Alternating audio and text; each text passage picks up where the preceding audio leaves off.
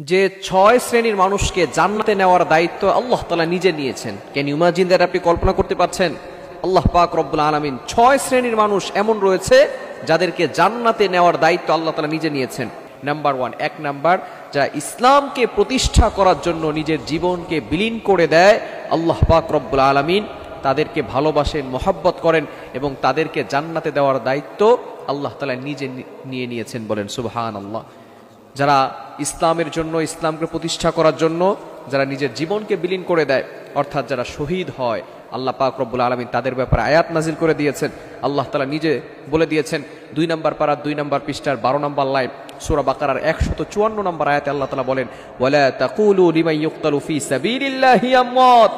যারা আল্লাহর রাস্তায় মৃত্যুবরণ করে তাদেরকে তোমরা মৃত বলো না। যারা আল্লাহর রাস্তায় শহীদ হয় তাদেরকে তোমরা মৃত বলো না, কারণ আল্লাহ পাক রব্বুল আলামিন নিজে বলছেন বাল আহইয়া, বরং তারা হচ্ছে জীবিত। বলেন সুবহানাল্লাহ।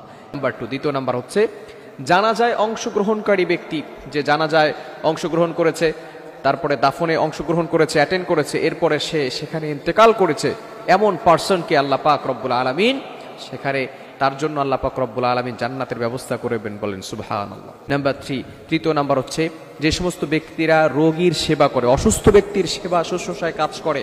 অনেক ডক্টর আছে আল্লাহকে স্যাটিসফাই করার জন্য, টাকার জন্য নয়, আল্লাহকে সন্তুষ্ট করার জন্য রোগীর সেবা করে, রোগীদেরকে সবসময় সহযোগিতা করে এবং তাদেরকে সুস্থ করার জন্য অনেক প্রয়াস তারা করেন।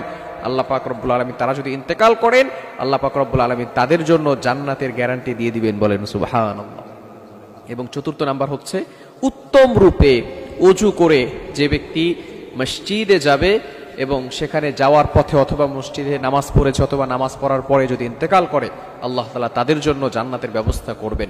এবং পঞ্চম নাম্বার হচ্ছে যারা আলেম এবং ন্যায়পরায়ণ শাসক যারা রয়েছে তাদেরকে রেসপেক্ট করবে, সম্মান করবে, তাদেরকে আল্লাহ পাক রব্বুল আলামিন জান্নাতের জিম্মাদারি নিয়ে নেবেন। এবং ষষ্ঠ নাম্বার হচ্ছে যারা গীবত এবং মারামারি, রাগারাগি এবং খারাপ অশ্লীল কাজ থেকে বাঁচার জন্য বাহিরে না গিয়ে ঘরে অবস্থান করে এবং সেখানে সে ইন্তেকাল করে।